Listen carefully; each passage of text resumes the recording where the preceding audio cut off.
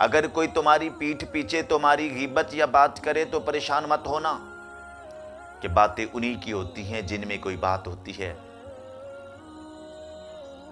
ہر چیز کا صدقہ ہوتا ہے صاحب، عقل کا صدقہ یہ ہے کہ جاہلوں کی بات سنو اور اس کو برداشت کرو۔ صبر کی دو صورتیں ہیں صاحب، کہ جو تمہیں ناپسند ہو اسے برداشت کرنا، جو تمہیں پسند ہو اس کا انتظار کرنا۔ بغیر لباس کے دنیا میں آئے تھے صاحب، ایک کفن کے لیے اتنا سفر کرنا پڑا۔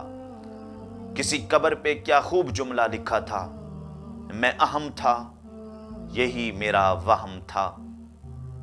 یاد رکھنا دوستو، یہ سچ ہے کہ دولت انسان کو اوپر لے کر جاتی ہے، مگر یہ بھی سچ ہے کہ انسان دولت کو اوپر نہیں لے جا سکتا۔ کتنی عجیب دنیا ہے دوستو، جہاں تعریف کرنے کے لیے بڑے بڑے چپ کر جاتے ہیں، وہاں کسی کی برائی بیان کرنے کے لیے گونگے بھی بول اٹھتے ہیں۔ کتنی عجیب دنیا ہے دوستو، کسی کا حوصلہ توڑنا ہو تو بڑے بڑے سر اٹھا لیتے ہیں، اور کسی کو امید دینی ہو تو بڑے بڑے سر جھکا لیتے ہیں۔ سانپوں سے ڈر نہیں لگتا صاحب، انسانوں سے لگتا ہے، کہ سانپ جب بھی ڈنستا ہے تو اپنے دفاع کے لیے، اور انسان جب بھی ڈنستا ہے تو اپنے مفاد کے لیے۔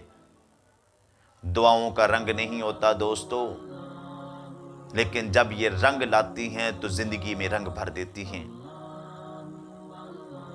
وقت اتنا برا بھی نہیں ہوتا دوستو، یہ انسان کو وہ سبق سکھاتا ہے جو بڑے بڑی یونیورسٹیوں اور کالجوں میں بھی نہیں پڑھایا جاتا، کیونکہ برا وقت یہ خود ایک بہت بڑا استاد ہے۔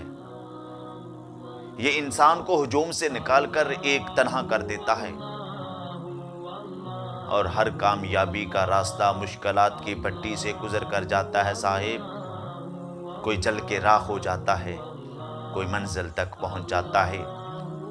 برا وقت تمہیں کندھن بناتا ہے، پھر زخمی کرتا ہے، پھر خود ہی اس پر مرہم لگاتا ہے۔ عقل مند آدمی دیواروں پر لکھی ہوئی نصیحتوں سے سیکھ جاتا ہے، اور جاہلوں کے سامنے بڑی بڑی کتب بھی بیکار چلی جاتی ہے۔